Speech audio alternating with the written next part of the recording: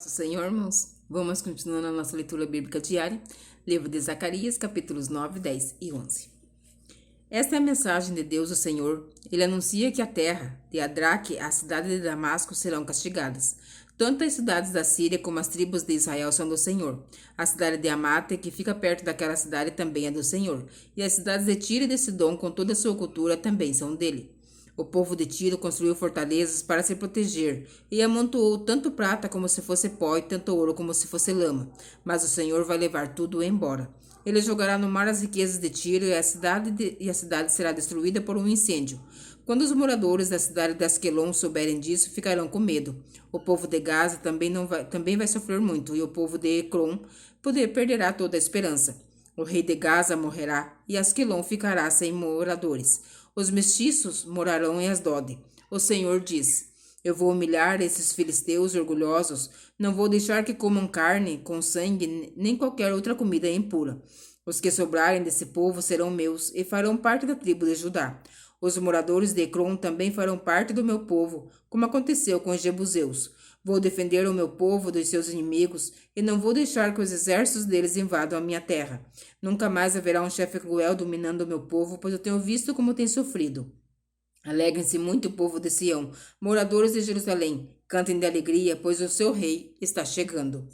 Ele vem triunfante e vitorioso, mas é humilde e está montado num jumentinho, filho de jumenta. Ele acabará com os carros de guerra de Israel e com a cavalaria de Jerusalém. Os arcos e as flechas serão destruídos. Ele fará com que as nações vivam em paz. O seu reino irá de um mar a outro, e desde o rio Eufrates até os fins da terra.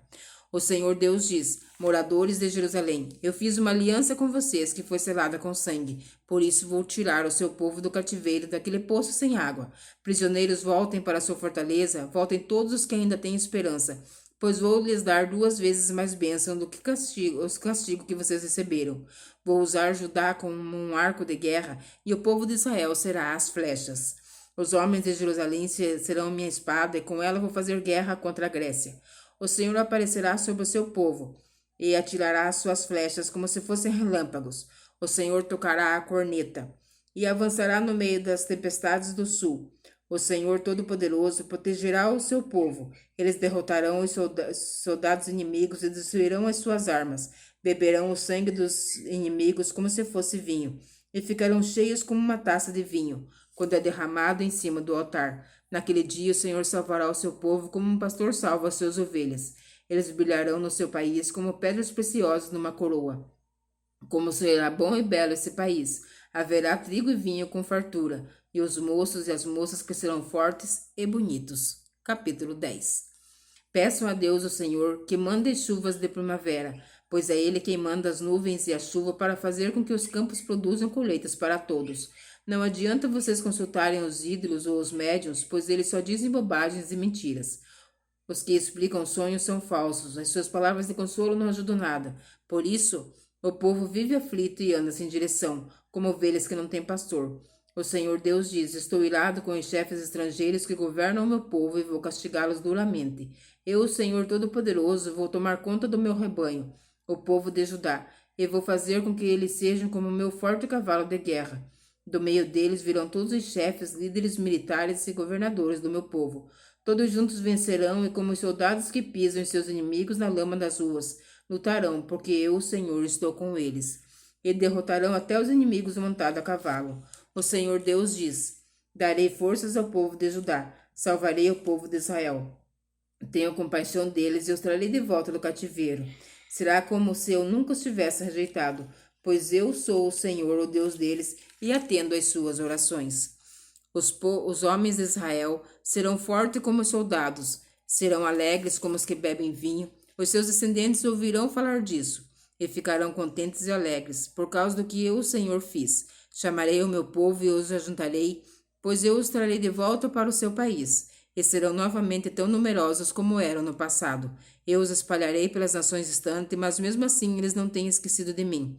Ele e os seus filhos continuarão vivos e voltarão de novo para a sua terra.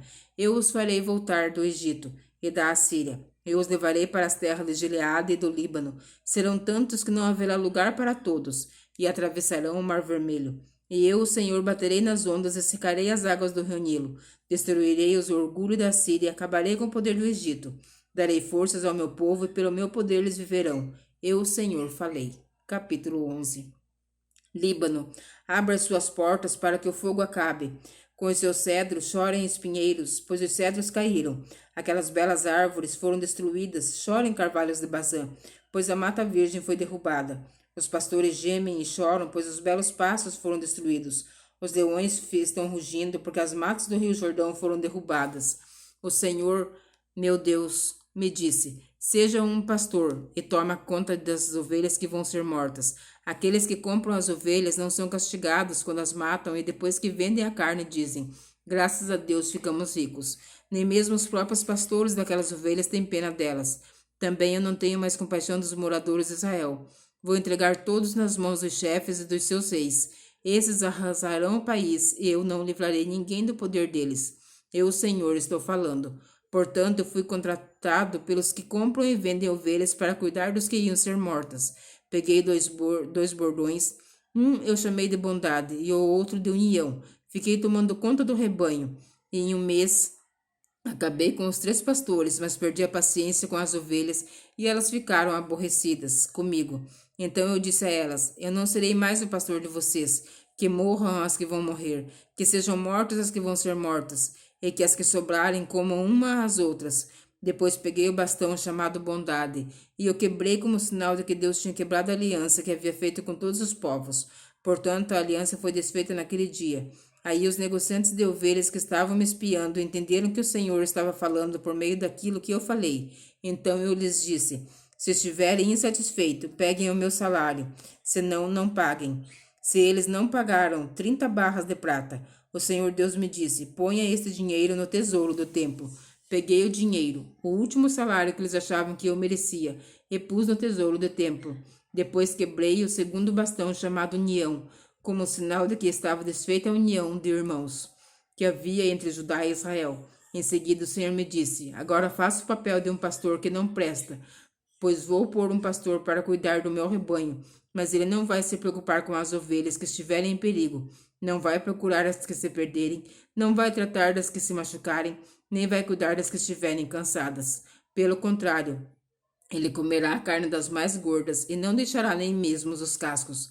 Ai do mau pastor que abandona o rebanho, que um dos seus braços e o seu olho direito sejam feridos pela espada, que o braço fique paralisado e o olho fique cego. Amém. Que o Senhor Jesus continue nos abençoando e que você fique na santa e gloriosa paz do Senhor Jesus Cristo.